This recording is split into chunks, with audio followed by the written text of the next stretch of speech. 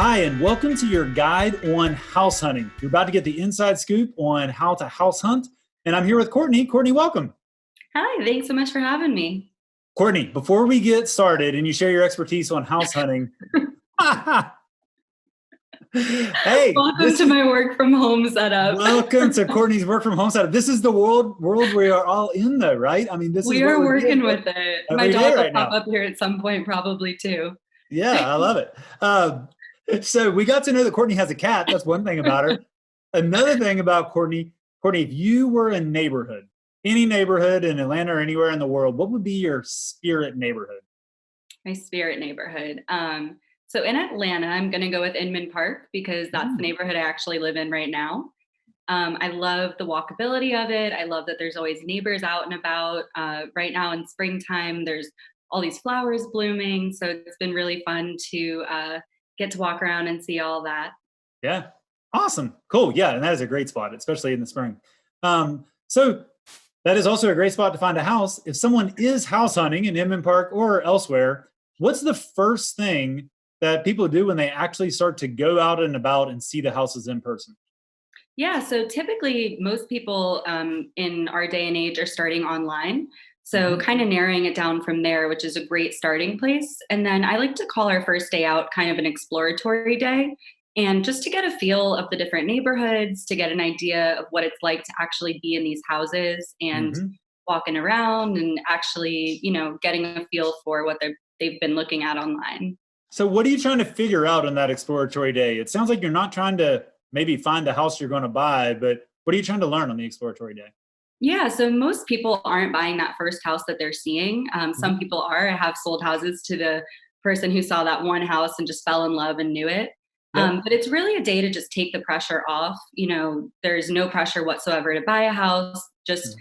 to really get a feel for what you like and dislike. And sometimes that's honing in on a certain area. So maybe we'll pull a house from, the west side and then a house from Inman Park and a house from, whatever neighborhoods you're kind of torn between and get a feel for that. Or maybe narrowing down the style of home. So whether Mhm. you're a townhouse person or a single family home person, and just kind of weighing those pros and cons and seeing, what it feels like to be there.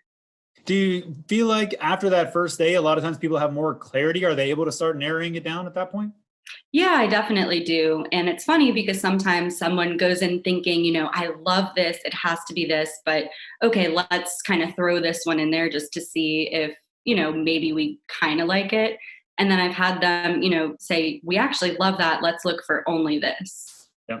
I absolutely love that too. I mean, it's one of those things on that day, you never know where it's going to go because a lot of times there's just no substitute for going inside the houses. It's just not the same Right. as looking online. Yeah. Once Yeah. people are in the houses, what are some of the main things that either the clients are looking for or you want them to make sure they're looking at as they're actually in the houses? What are some important things about that part of the day? Yeah, there's a lot of different things to look at. So definitely there's that first initial when you walk in, the feeling. And I definitely want to focus on what's most important to each client. So some people really, it's important to them to have a yard. They have a really big dog and they need to make sure that that yard is perfect for them. So definitely looking out for things like that. But then there's also things that you approach kind of with a realtor's eye. So if I'm seeing signs of water intrusion in a crawl space or super slanted floorboards or just anything that looks like there could be an underlying problem of things that we've encountered in the past that maybe someone going in and looking at that wouldn't be the first thing that they would be seeing. Yeah. Man, that's great because it's nice to have that protection there because most buyers are looking through an emotional lens of like, I'm going to walk in the front door and live there. But it's not as much fun to live in a place where you have water in your crawl space. Right. Definitely. Yeah.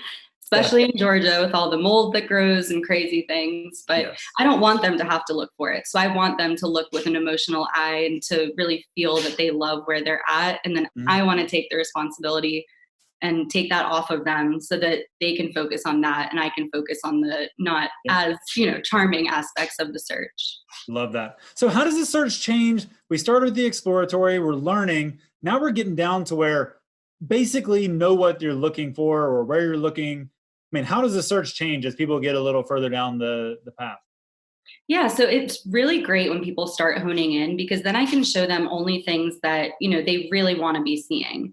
And, the excitement starts to kind of build and they can really see themselves or their families living in these homes.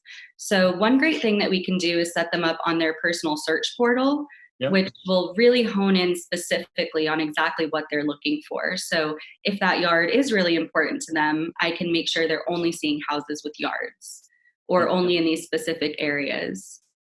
So once they've started to get that specific, are people going making an offer on a house after they've seen it once, or are they going back another time? How long do people spend at houses?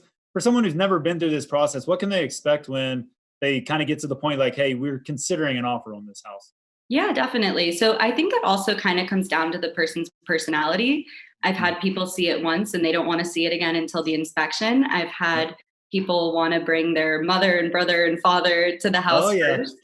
So I really think that depends on the person. I would say the average client that I have, we will go see it once, and Hmm. usually they want to put that offer in.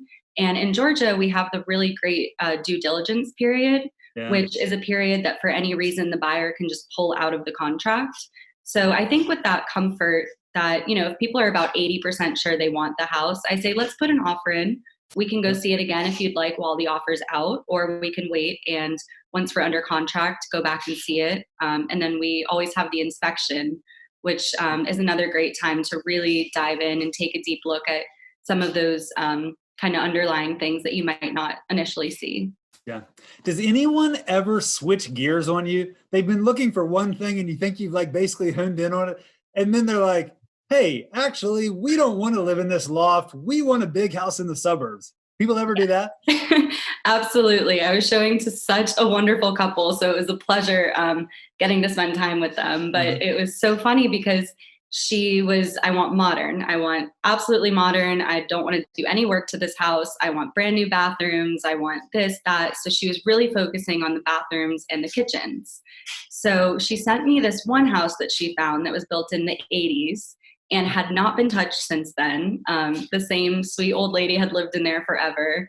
And she took great care of the house, but it Mhm. had the carpets, it had the Mhm. popcorn ceilings, it had a lot of things that some people would find charming that she had said explicitly, like she did not want these things. Yeah. And she said, let's just, throw it in there.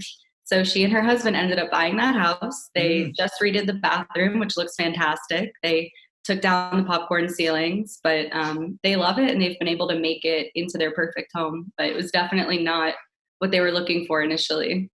And it's okay if people do that. I mean, if they end up changing Yeah. their mind and going a different route, perfectly acceptable because each person's search is unique to them. Absolutely. And I think you kind of discover what you like and don't like as you're looking. Um, Whereas, you might think in your head that you want a certain thing and you would totally want to stay away from others, but ends up being what you actually love. Yeah, I love that. So, Courtney, if you could give one, I don't know, maybe a secret or like insider advice on house hunting, what would you say is one thing people need to keep in mind that's super important?